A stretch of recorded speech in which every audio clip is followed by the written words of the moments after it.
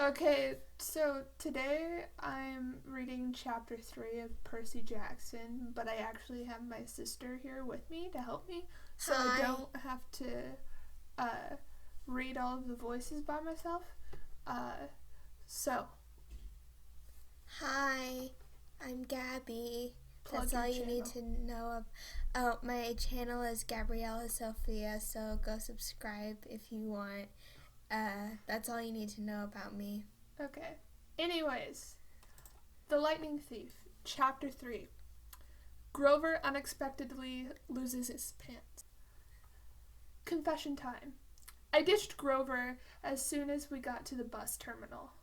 I know, it was rude, but Grover was freaking me out, looking at me like I was a dead man, muttering, Why does this always happen? and Why does it always have to be. be sixth grade? Whenever he got upset, Grover's bladder acted up, so I wasn't surprised when, as soon as we got off the bus, he made me promise to wait for him, then made a beeline for the restroom. Instead of waiting, I got my suitcase, slipped outside, and caught the first taxi uptown. East 104th and 1st, I told the driver. A word about my mother, before you meet her. Her name is Sally Jackson, and she's the best person in the world, which just proves my theory that the best people have the rottenest luck. Her own parents died in a plane crash when she was 5, and she was raised by an uncle who didn't care much about her. She wanted to be a novelist, so she spent high school working to save enough money for a college with a good creative writing program. Then her uncle got cancer, and she had to quit school her senior year to take care of him. After he died, she was left with no money, no family, and no diploma. The only good break she ever got was meeting my dad. I don't have any memories of him, just this sort of warm glow, maybe the barest trace of his smile. My mom doesn't like to talk about him because it makes her sad. She has no pictures. See, they weren't married. She told me he was rich and important, and their relationship was a secret. Then, one day, he set sail across the Atlantic on some important journey, and he never came back. Lost at sea, my mom told me. Not dead. Lost at sea. She worked odd jobs, took night classes to get her high school diploma, and raised me on her own. She never complained or got mad. Not even once. But I knew I wasn't an easy kid. Finally, she married Gabe Ugliano, who was nice the first 30 seconds we knew him. Then he showed his true colors as a world-class jerk. When I was young, I nicknamed him Smelly Gabe. I'm sorry, but it's the truth. The guy reeked like moldy garlic pizza wrapped in gym shorts. Between the two of us, we made my mom's life pretty hard. The way Smelly Gabe treated her, the way he and I got along, well, when I came home, is a good example. I walked into our little apartment, hoping my mom would be home from work. Instead, Smelly Gabe was in the living room playing poker with his buddies. The television blared ESPN. Chips and beer cans were strewn all over the carpet. Hardly looking up, he said around his cigarette, "So, you're home." Where's my mom? "Working," he said. "You got any cash?" That was it. No welcome back. "Good to see you. How has your life been the last 6 months?" Gabe had put on weight. He looked like a tuskless walrus in thrift store clothes. He had about 3 hairs on his head, all combed over his bald scalp, as if that made him handsome or something. He managed the electronics megamart in Queens, but he stayed home most of the time. I don't know why he hadn't been fired long before. He just kept on collecting paychecks, spending the money on cigars that made me nauseous, and on beer, of course. Always beer. Whenever I was home, he expected me to provide his gambling funds. He called that our guy secret, meaning if I told my mom, he would punch my lights out. I don't have any cash, I told him. He raised a greasy eyebrow. Gabe could sniff out money like a bloodhound, which was surprising since his own smell should have covered up everything else. You took a taxi from the bus station, he said. Probably paid it 20, got $6-7 in change. Somebody expects to live under this roof. He ought to carry his own weight. Am I right, Eddie? Eddie, the super of the apartment building, looked at me with a twinge of sympathy. Come on, Gabe, he said. The kid just got here. Am I right? Gabe repeated. Eddie scowled into his bowl of pretzels. The two guys passed gas in harmony. Fine, I said. I dug a wad of dollars out of my pocket and threw the money on the table. I hope you lose. Your report card came, brain boy. He shouted after me. I wouldn't act so snooty. People were like, I wouldn't act so snooty. I wouldn't act so snooty. Okay, that's probably going to peak the audio, but whatever.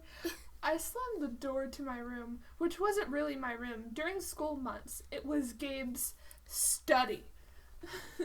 He didn't study anything in there except old car magazines, but he loved shoving my stuff in the closet.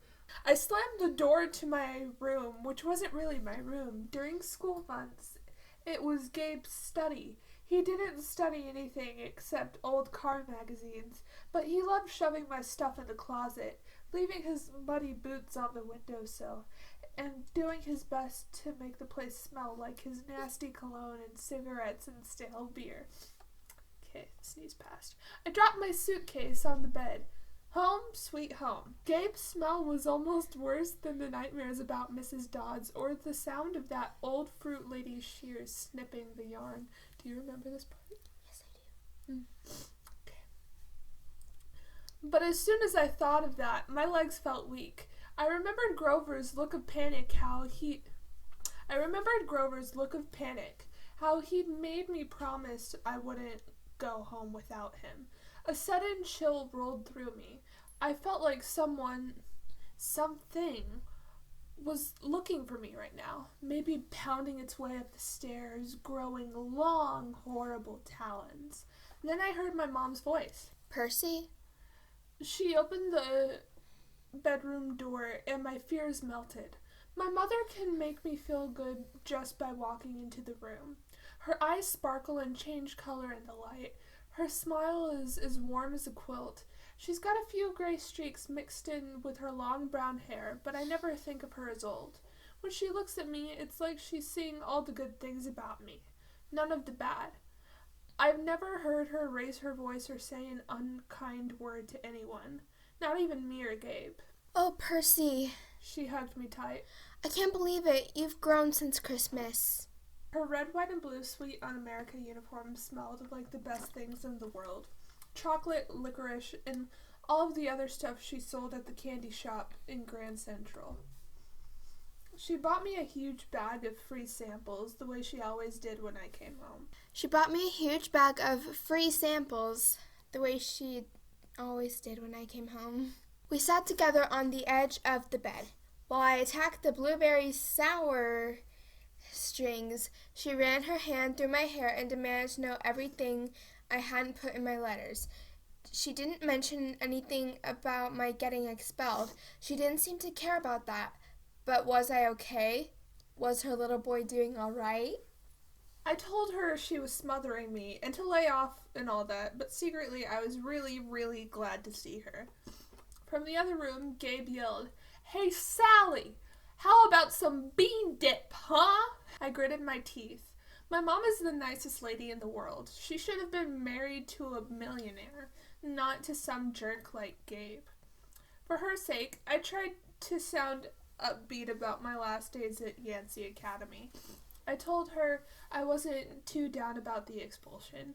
I had lasted almost the whole year this time. I'd made some new friends. I had done pretty well in Latin, and honestly the fights hadn't been as bad as the headmaster said. I liked Yancey Academy, I really did. I put such a good spin on the year, I almost convinced myself. I started choking up thinking about Grover and Mr. Brunner. Even Nancy Bobofit didn't seem so bad until the museum. Her eyes tugged at my conscience, trying to pull out the secrets. Did something scare you? No, Mom. I felt bad lying. I wanted to tell her about Mrs. Dodds and the 3 old ladies with the yarn, but I thought it would sound stupid. She knew I was holding back, but she didn't push me. I have a surprise for you, she said. We're going to the beach. 3 nights, same cabin. When? As soon as I get changed. She smiled. I couldn't believe it. My mom and I hadn't been to Montauk the last 2 summers because Gabe said there wasn't enough money. Gabe appeared in the doorway and growled, "Bean dip, Sally. Didn't you hear me?" I wanted to punch him, but I met my mom's eyes and I understood she was offering me a deal. Be nice to Gabe for a little while, until she was ready to leave for Montauk. Then we would get out of here. I was on my way, honey, she told Gabe. We were just talking about the trip. Gabe's eyes got small. The trip? You mean you were serious about that? I knew it, I muttered. He won't let us go. Of course he will, My mom said evenly. Your stepfather's just worried about money, that's all. Besides, She added, Gabriel won't have to settle for bean dip. I'll make him enough 7-layer dip for the whole weekend. Guacamole, sour cream, the works. Gabe softened a little bit. So, this money for your trip, it comes out of your clothes budget, right? Yes, honey. My mother said. And you won't take my car anywhere but there and back. We'll be very careful. Gabe scratched his double chin. Maybe if you... Hold on. Gabe scratched his double chin. Maybe if you hurry up with that 7-layer dip, and maybe if the kid apologizes for interrupting my poker game. Maybe if I kick you in your soft spot, I thought, and make you sing soprano for a week. Do you know what that means? Of course I know what that means. Weren't you in choir in elementary school? Yeah. Oh, yeah. But my mom's eyes warned me not to make him mad. Why did she put up with this guy? I wanted to scream. Why did she care what he thought? I'm sorry, I muttered. I'm sorry I interrupted your incredibly important poker game. Please go back to it right now. Gabe's eyes narrowed. His tiny brain was probably trying to detect the sarcasm in my statement. Yeah, whatever, he decided. He went back to his game. Thank you, Percy. My mom said. Once we get to Montauk, we'll talk about whatever you've forgotten to tell me, okay? For a moment, I thought I saw anxiety in her eyes, the same fear I'd seen in Grover during the bus ride, as if my mom, too, felt an odd chill in the air. But then her smile returned, and I figured I must have been mistaken. She ruffled my hair and went to make Gabe his 7-layer dip. An hour later, we were ready to leave. Gabe took a break from his poker game long enough to watch me lug my mom's bags to the car. He kept griping and groaning about losing her cooking and, more important, his '78 Camaro for the whole weekend. Not a scratch on this car, brain boy. Not one little scratch. Like I'd be the one driving. I was 12, but that didn't matter to Gabe. If a seagull so much as pooped on his paint job, he would find a way to blame me. Watching him lumber back towards the apartment building, I got so mad I did something I can't explain. As Gabe reached the doorway, I made the hand gesture I had seen Grover make on the bus, a sort of warding off evil gesture, a clawed hand over my heart, then a shoving movement towards Gabe. The screen door slammed shut so hard it whacked him in the butt and sent him flying up the staircase as if he'd been shot from a cannon. Maybe it was just the wind, or some freak accident with the hinges, but I didn't stay long enough to find out. I got in the Camaro and told my mom to step on it.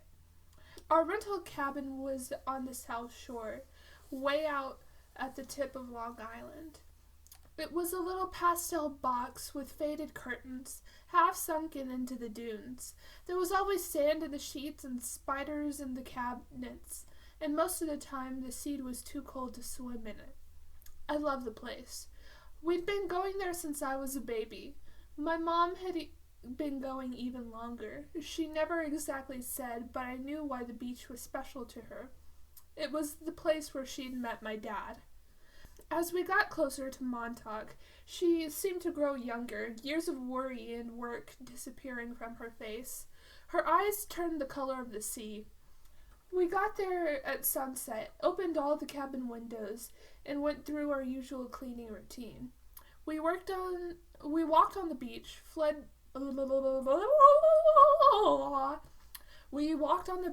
fed blue corn chips to seagulls, and munched on blue jelly beans, blue saltwater taffy, and all the other free samples my mom had bought from work.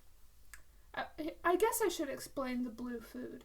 See, Gabe had once told my mom there was no such thing.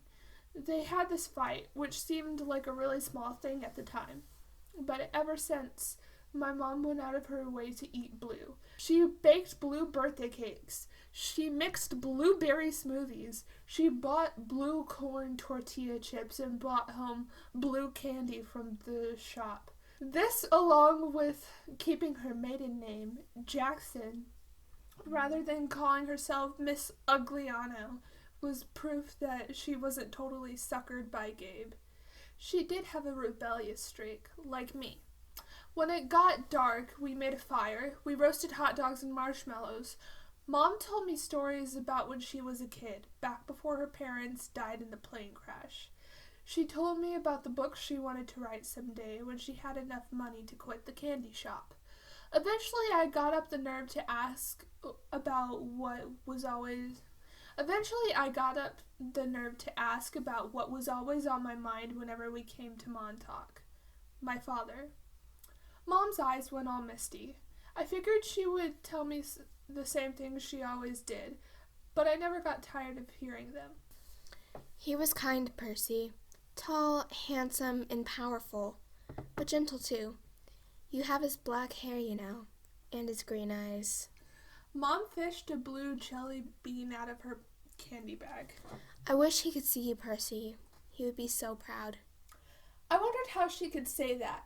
What was so great about me, a dyslexic, hyperactive boy with a D-plus report card, kicked out of school for the 6th time in 6 years? How old was I? I asked. When he left. She watched the flames. He was only with me for one summer, Percy. Right here at this beach, this cabin. But he knew me as a baby. No, honey. He knew I was expecting a baby, but he never saw you. He had to leave before you were born. I tried to square with the fact that I seemed to remember something about my father. A warm glow, a smile. I had always assumed he knew me as a baby. My mom had never said it outright, but still, I felt it must be true. Now to be told that he'd never even seen me. I was angry at my father. Maybe it was stupid, but I resented him for going on that ocean voyage, for not having the guts to marry my mom.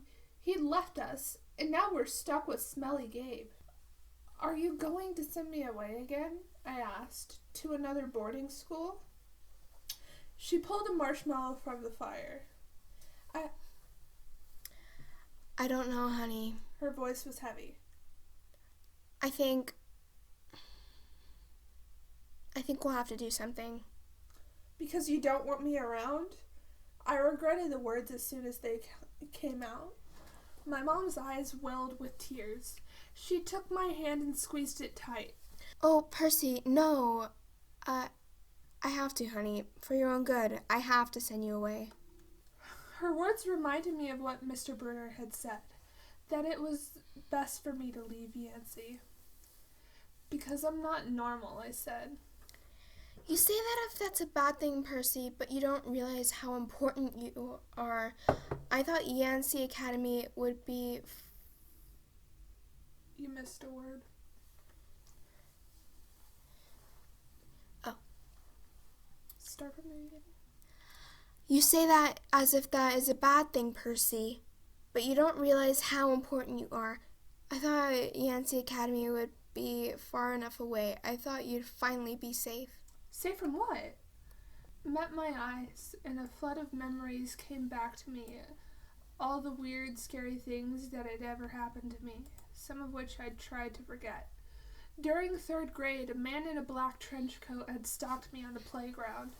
When the teachers threatened to call the police, he went away growling, but no one believed me when I told them that under his broad-brimmed hat, the man only had one eye, right in the middle of his head. Before that, a really early memory, I was in preschool and a teacher accidentally put me down for a nap in a cot that had a snake had slithered into. My mom screamed when she came to pick me up and found me playing with the limp, scaly rope I'd somehow managed to strangle to death with my meaty toddler hands. In every single school, something creepy had happened, something unsafe, and I was forced to move. I knew I should tell my mom about the old ladies at the fruit stand and Mrs. Dodds at the art museum, about my weird hallucinations that I had sliced my math teacher into dust with a sword, but I couldn't make myself tell her. I had a strange feeling the news would end our trip to Montauk, and I didn't want that. I've tried to keep you as close to me as I could. Oh shit, you need it. I've tried to keep you as close to me as I could. My mom said. They told me that it was a mistake. But there's only one other option, Percy. The place your father wanted to send you. And I just couldn't stand to do it. My father wanted me to go to a special school? A special school?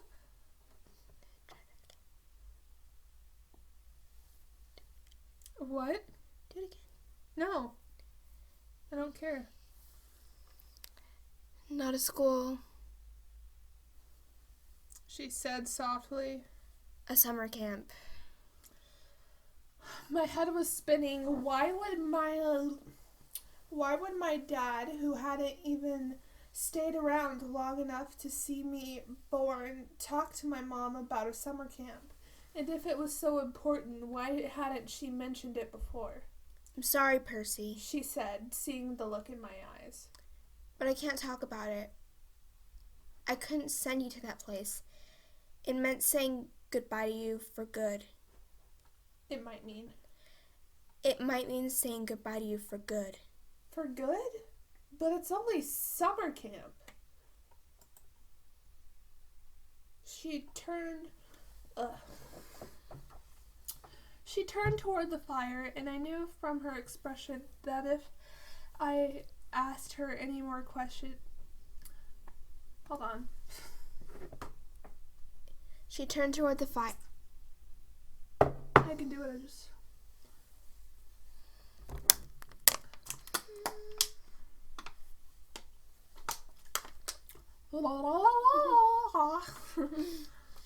Okay. She turned toward the fire, and I knew from her expression that if I asked her any more questions, she might start to cry. That night, I had a vivid dream. It was storming on the beach, and two beautiful animals, a white horse and a golden eagle, were trying to kill each other at the edge of the surf. The eagle swooped down and slashed the horse's muzzle with its huge talons. The horse reared up and kicked at the eagle's wings. As they fought, the ground rumbled, and a monstrous voice chuckled somewhere beneath the surface, goading the animals to fight harder. I ran towards them, knowing I had to stop them from killing each other, but I was running in slow motion. I knew I would be too late. I saw the eagle dive down, its beak aimed at the horse's wide eyes, and I screamed, "No!" I woke with a start. Outside, it really was storming, the kind of storm that cracks trees and blows down houses. There was no horse or eagle on the beach, just lightning making false daylight, and 20-foot waves pounding the dunes like artillery. With the next thunderclap, my mom woke. She sat up, eyes wide, and said, Hurricane? "A little more urgency." Hurricane? No. If you were like that close to a hurricane, wouldn't you be more panicked? Yeah. Okay, so they're like literally on the beach. So Okay, so wait, it's a she's, statement, not a question. Yeah, she's just waking up. And she's like, "Hurricane," like that. Hurricane! Try again. Hurricane! One more time. Hurricane! I'll use one of those. Okay. I knew that was crazy. Long Island never sees hurricanes this early in the summer, but the ocean seemed to have forgotten. Over the roar of the wind, I heard a distant bellow, an angry, tortured sound that made my hair stand on end. Then a much closer noise, like mallets in the sand. A desperate voice, someone yelling, pounding on our cabin door. My mother sprang out of bed in her nightgown and threw open the lock. Grover stood framed in the doorway against a backdrop of pouring rain. But he wasn't exactly Grover. "Searching all night," he gasped. "What were you thinking?" My mother looked at me in terror, not scared of Grover, but why he'd come. "Percy," she said. Oh, crap. Percy? She said, shouting to be heard over the rain. What happened at school? Why didn't you What? What didn't you tell me? I was frozen, looking at Grover. I couldn't understand what I was seeing. I can't do that.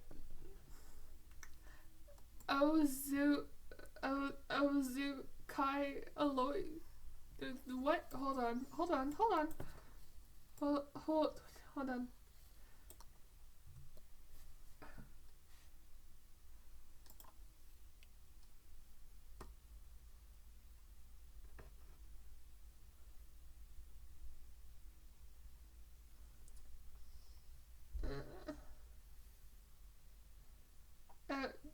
Okay, hold on.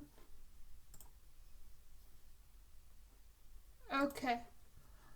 "Ozukai Aloy Theoi," he yelled. "It's right behind me. Didn't you tell her?"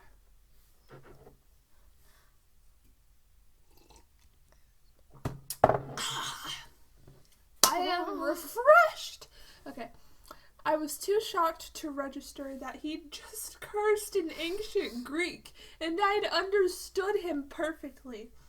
I was too shocked to wonder how Grover had gotten him here by himself in the middle of the night. Because Grover didn't have his pants on. And where his legs should be. My mom looked at me sternly and talked in a tone she never used before. Percy, tell me now. I stammered something about the old ladies at the fruit stand and Mrs. Dodds, and my mom stared at me, her face deathly pale in the flashes of lightning. She grabbed her purse, tossed me her rain jacket, and said, "Get to the car. Both of you, go." Grover ran for the Camaro, but he wasn't running exactly. Grover ran for the Camaro, but he wasn't running exactly. He was trotting, shaking his shaggy hindquarters, and suddenly his story about a muscular disorder in his legs made sense to me. I understood how he could run so fast and still limp when he walked. Because where his sheep... Where his shit would be. Because where his feet would be, there were no feet. There were cloven hooves. Okay, that is the end of chapter 3. Yeah. Thank you, Gabby, for helping me. Anytime. I love you. I love you too. I love you more. This is the longest video I've ever recorded for a chapter. Well, you